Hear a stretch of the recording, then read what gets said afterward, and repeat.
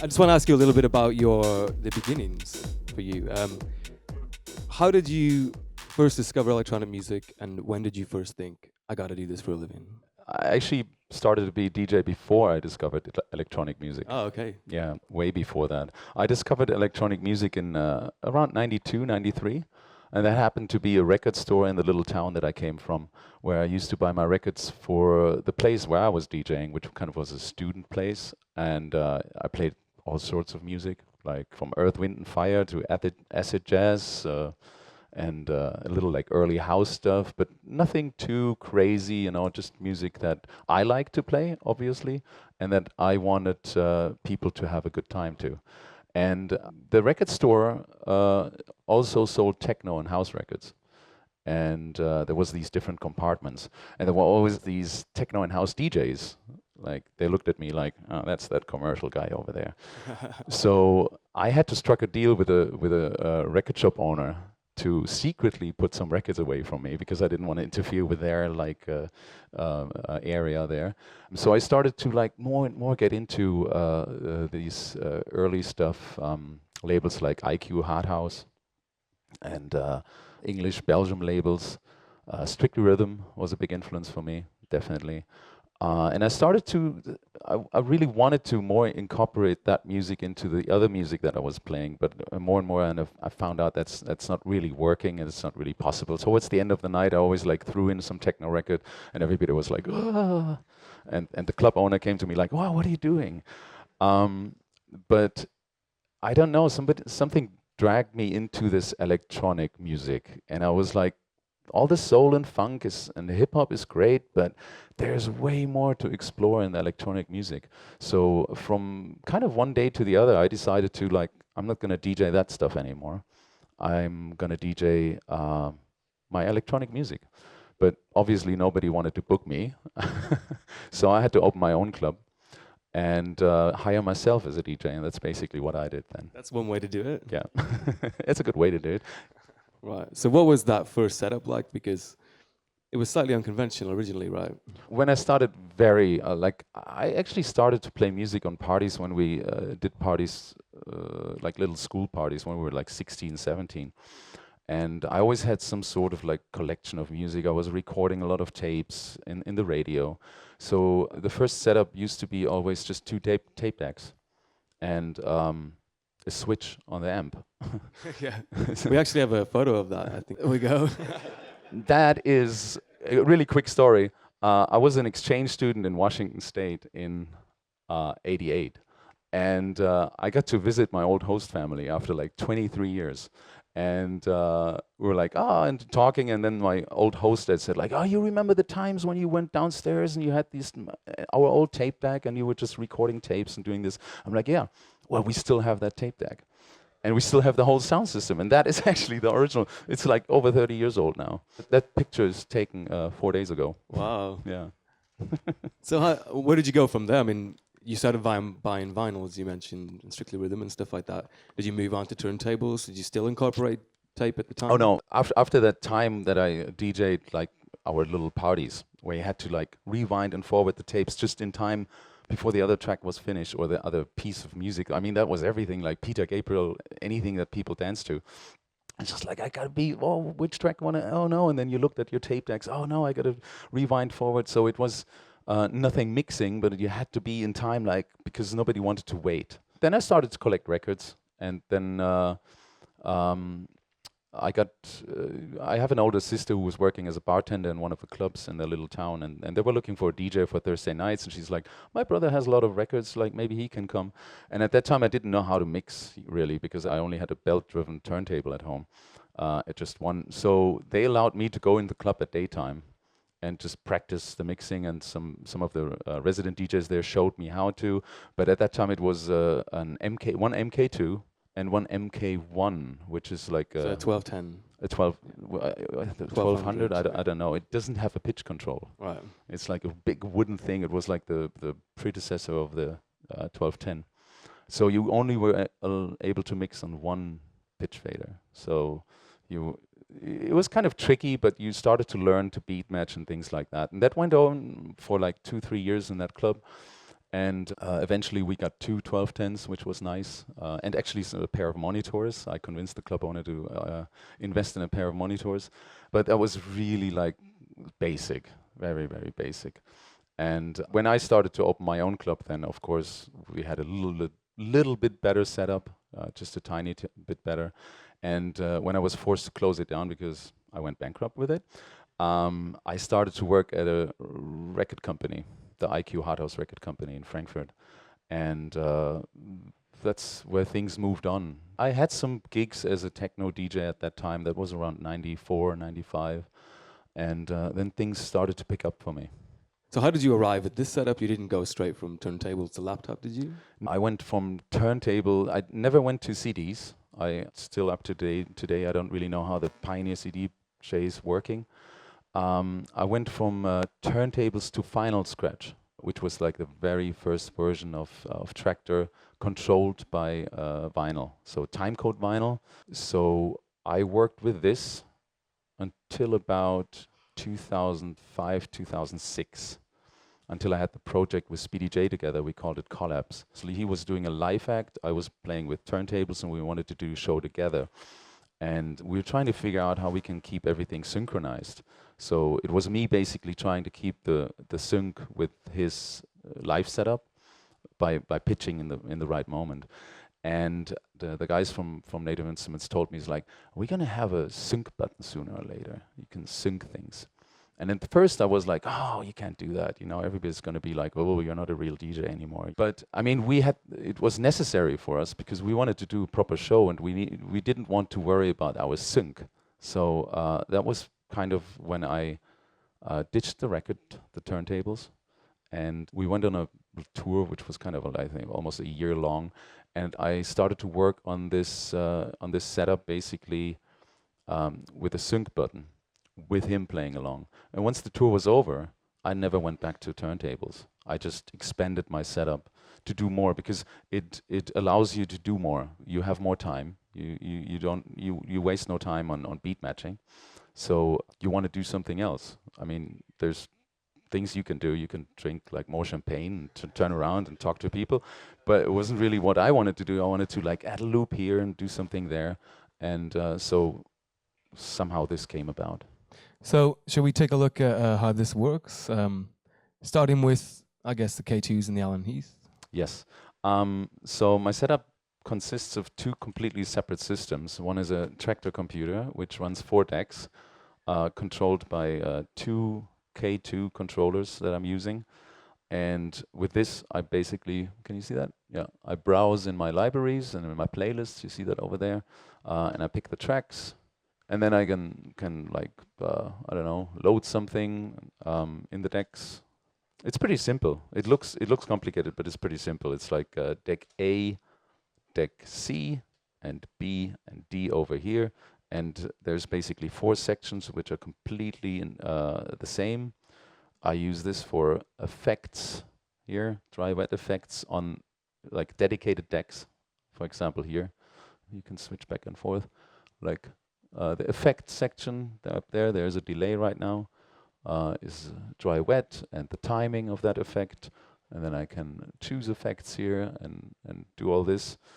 Set loops, undo the loop, set a loop length, really short loop lengths, long loop lengths, move the loop. I do that up here. So it's quite intuitive mapping, what I'm having. And that is essentially what I do with this. So I can control the effects, can load tracks, and I can loop the tracks. That's all I want to do. And then I have another system with Ableton Live, which just basically 2 things. It runs the Maschine as a plugin in one channel, and I have mapped all individual bank outputs on my little Fader Fox. There. That one. So I control the volume of each bank, as you can hear, and then there's, I have that. I can use my internal effects on these individual sounds. That's internal Ableton effects, basically. And I run a send and return, 2 send and returns through the sound card into Ableton computer and back into the return channel. So if I have something running like this, I can add a little reverb, and I have a little delay. And I always get back to delay and reverb effects because these are the most usable effects, sort of, in a DJ set. Was setting up this, was it a trial and error process, or was it something you had a vision from the start? No, that's completely like organically grown over the years. I'm actually using this setup for quite a long time already. Our last panel, I don't know, when was that? 2013. Oops. Yeah, 2 years ago. And I still have the exact same setup. Well, if it ain't broke, Although that's a new machine, I think. I think I've used a lot of machines in the meantime. Yeah. But it's a really logical setup, I find. Both computers are synced with each other, so the signals are synced. Otherwise, they're completely independent working. And what I'm changing is basically things in the software. I change little things here. I use sometimes different plugins, kind of what I feel like. I change the content of my samples here and there. The way I do it is like, for example, on bank A I have snares, bank B I have claps, C's, hi-hats, D's, open hi-hats, E, F is like rights, and GH is like just other percussion little thingies. Changing the content is already like, opens up a whole new world. So I do change little things, and I kind of see this now as an instrument, like the whole thing. And I've learned it over the years by using it all the time, that I can kind of use it blindly. I don't really have to look at the monitors and at the computers so much, and it's very intuitive working for me. So if I want to change something, it has to be for a really good reason. And how do you organize your tracks? Is that something that you've developed over time as well through trial and error? One of the interesting things is when you have essentially an unlimited, not for you, but you could potentially have an unlimited amount of tracks, how you can find them, how you put them in the right place, how you tag them. I'm just interested to get your take on how you organize your virtual record box. I kind of took the old system that I had in my record box. And in my record box, I used to have, like, when new records came in, they were in the front. And then I had the records kind of like from a little softer to a little harder to the back. And so here I have a playlist for new stuff. Here, new stuff. We're in the new stuff playlist right now, NS, new stuff. I'm not sure why I'm not writing new stuff on there. It's just because other DJs would look at it, it's like, oh, it's this new stuff. But when they're like, it's NS, what is NS, So that's D. Guess what's D standing for? Deeper stuff. This is bassy stuff with chords. It doesn't necessarily need to make sense to you. It sometimes doesn't make sense to me either. But it's just how I sort them. This is like groovy, and honestly, I have no idea what the N stands for. That is a very good playlist. That's techno. And that one is harder. So that is more industrial stuff. That is a bit more crazy. So here the more important stuff. Here I have a little bit of housey stuff, and there is my bass drum playlist. Because I love to use nice little kicks to support the kicks of the tracks that are running. I'm sometimes not very happy with how the producers produce their kicks and the bass, so I'm changing that around. I have a track with a nice bass drum or my own stuff, and then I just like throw it in there, and I know this is a good bass drum, and maybe with even a little bass line with it, and I mix that together. And then I have some tools, some intro, electro stuff, some goodies. That's the nice thing about Traktor. You don't need to leave anything at home. You have all your classics with you. Whatever happens on a big, long night, you're kind of prepared, or maybe you didn't know what to do, and you're just like, I need an inspiration, and you just go through. All right, I'm gonna play a Depeche Mode track. Great. And then I have this great little playlist called More Stuff, which I throw everything in there that I delete from any of these. When I put in new tracks, I always delete the old ones that I don't want to play anymore, so you don't waste too much time by scrolling around, and you have instant access to your tracks. Going back to your setup, you've also got machine and that sequencing tracks, right? So that you can improvise and drop snares and things like that. Yes. Yeah. Can we get a little demo of that, maybe? Yeah, sure.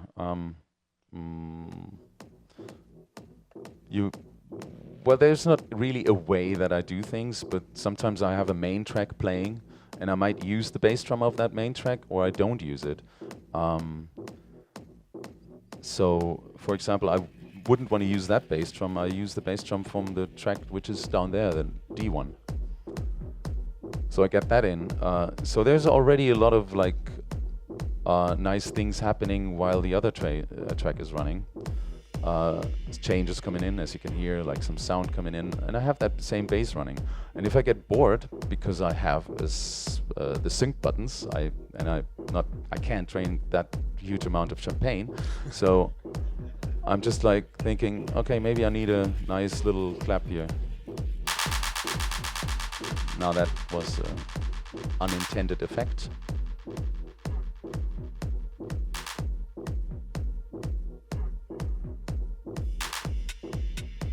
This was not me, but that would have been my next idea. Is like, let's get some hi-hat in.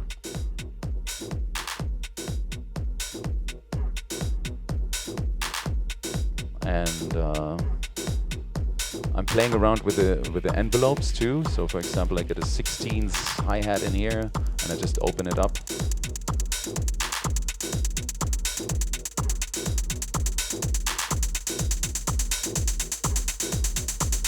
So you have that. Basically, this is running from a Maschine now. Yeah, I could add some more little percussions here, maybe.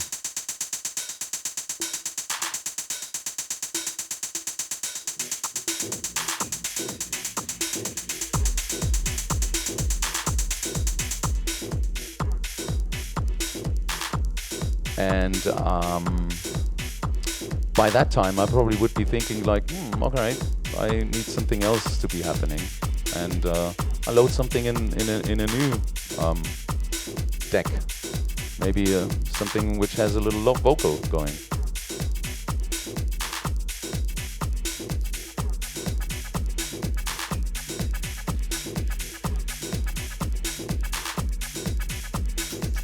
And as you can see already, at some point, and that's a good thing, you kind of forget what is actually going on. You're like, all right, what am I doing? And this is why it's super important for me. And I'm saying it's a good thing because you get lost in the music and you're just like, wow, maybe that sounds works with it.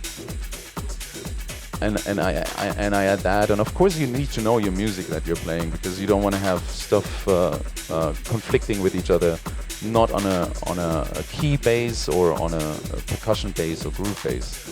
But if everything goes too crazy, I always have my way out with my little reverb. And that's why it's so important to have a send and return. Yeah, yeah.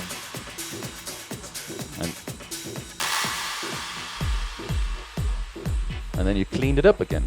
And this is kind of how I play. Yeah, and you see what's happening. It's like you develop a certain groove and you see how the people are reacting, and you feel like, oh, maybe I need a little bit more energy here, and I add some more percussions with this. Maybe I need to go a little bit deeper. Maybe this is already too crazy. Maybe you get a little funk or sexiness into it, and you can do it by choosing the various tracks. You can. I sometimes change the swing of the Maschine to get a little bit of extra human factor in there, and then you see where it takes you. So it's kind of impossible to make a plan. It's like, of course, sometimes I sit there still. I remember my first gig in the club where I wasn't playing techno, that I sat down the night before and I made a huge list with like tracks that I would play so I wouldn't forget anything. And I put it under the mixer, and when the night was over, I realized I never really looked at that piece of paper. But still today, for big festivals or something like that, I create a playlist dedicated to that certain festival, so I would not have to search for a long time for the tracks that I want to play, that I think I want to play. But when do I play them? How do I play them? How long do I play them? I have no idea. This is kind of like what's happening. And that's the nice thing with this system. It leaves me space to do whatever happens, and you can never plan it. It can go both ways. It can be great. It can also go like into a way where I'm like, okay, I need to find a way out of this. When things do go wrong, as a DJ, either as the crowd's it's just not working that night for whatever reason, or you have a technical problem, how do you recover from a bad gig? You got to be honest with yourself, and I'm trying to be. I'm my biggest critic, and I'm trying to be like really like honest with myself. If I played a good gig, then it's not really only you, it's the whole room. It's everybody in the room who comes together and has a great night together. and you have a good flow, and the people give you a certain energy, so you can have a good flow. So it's not really that I go home then I'm like, oh, I was so good, it was me. It's not me, only me. So if you have a bad gig, it's kind of the other way around too. If I have a weird gig where things are not really working out, it's sometimes little things that matter. So maybe the sound system doesn't really go low enough, and I don't hear enough bass, because bass is really important for me, what I do, because I play around with the bass a lot, so I have to hear the lower frequencies. If I don't hear them, and sometimes in smaller clubs you don't really have that, then you have to, and you have to really like get a good vibe from the crowd to even that out. But sometimes you have a crowd that doesn't respond, and you can do whatever you want, and you play your track with the most confident ever, but the people is just like that in front of you. And then you go home, and you could sit there like, oh, I was really, really bad. But no, then it was everything again. You know, it was like little things that do this, and that happens. And I think we need that too. You cannot have only good gigs. And you will never know what a good gig is if you don't have a bad gig. So the bad gig is not that bad, actually. It's like, you learn out of it, and you try not to repeat the same mistakes next time, and you try to work that with the sound people, that the setup is right, and it's a constant learning by doing. It never ends. What would be your one piece of advice for someone who's DJing right now and wants to take it to the next level? Know your music. That's the first one. It's like the music is the core of everything.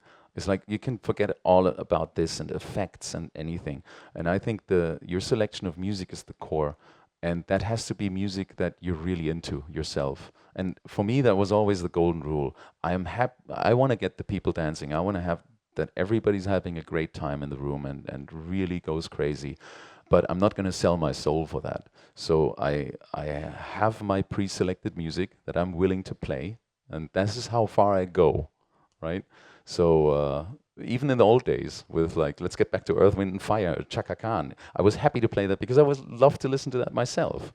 But I wouldn't be starting to play a really cheesy track now because I knew that people gonna like that. Because then in that moment, I think some people on the dance floor would realize now he's like not confident anymore about this track. He's selling it, and so the music is the core thing. Know the music and be happy with your music, and the next thing is then the technique you're using, the way you bring that across. Maybe also a little bit or a big part of it, your personality, how you do this behind the decks. And there's not a golden rule. I know so many DJs with so many different personalities. There's room for everyone. There's a room for the most grumpy DJ because he does something really nice that people really like, but he never really looks up, but it's still successful. And there's room for the crazy DJs who have the Jesus pose like all night long. And there's two different types of DJs. You know that? There's DJs who do hearts with their fingers, and there's DJs who don't. I'm not judging that. It's just Which saying. one are you? Huh? Which one are you? Well, have you ever seen me? You're gonna have to come tonight to find out, guys. Right. Deal. Yeah. All right, nice one. Anyone got any questions in the crowd? Yes, straight away. How you doing? I'm curious about your effects setup. So it seems like you're running only your effects sends through Ableton Live. I know Machina has a lot of effects options, as does Traktor. I tend to utilize both of those. I'm curious if you're using it. It almost looks like you're using it in Ableton just so that you can have send and return per channel, and so that's kind of your only base. Or is it something having to do also with latency, et cetera, and just keeping it simpler? No, the latency thing is that's an important issue. I'm using RME sound cards because they have a low latency, so I get away with the latency of the delay. Let's see if I can show you that. Like that's the PSP delay, the 42 lexicon. It's basically a send and return channel, so you get away with it. Yeah, I'm using that, and I'm using the reverb. Fine. I'm not using the effects in the Machina because I'm using the envelopes here on all of my percussions. Right. Because so you actually kind of modulate all of your samples as you're playing them? Yes. Like for example, that one. You know, it's not an effect; it's just the envelope. But at the same time, I have that. I have internal effects, like a ping pong delay, which I'm using internally in Ableton, and I can control the feedback as well. Can go from forever. So I have a combination of a lot of effects, and actually on that one I can put the reverb again. So you see, I can like go completely different ways, and I can combine anything with anything. And that's the good thing about this system. It's not that, well, it sounds now I'm so smart that you've developed that system, but it just happened to be that way. Yeah. Any more questions in the crowd? Hey, good afternoon. I was wondering if there's any specific way you go from studio to performing live, like if you're working on a track and you want to play it out, do you go ahead and bounce down the kick or the percussion in a separate track, since you like to break it down and have as much control of it as possible? No, or not you really. Just play it out. No, you just play it out. It's just like, yeah, I wouldn't really go that far to like. It would maybe be an idea one day. I know a producer, I don't want to name him now, who actually does the stems out of his tracks and then produces it in Traktor. Exactly. Yeah, like he puts the tracks together and he records it, and he just like, and that's So he produces in the studio with Traktor. exactly. Oh wow. Yeah. But I'm too lazy for that. I feel you. Really. All right, guys, please put your hands together for Chris Libby. Oh, thank you.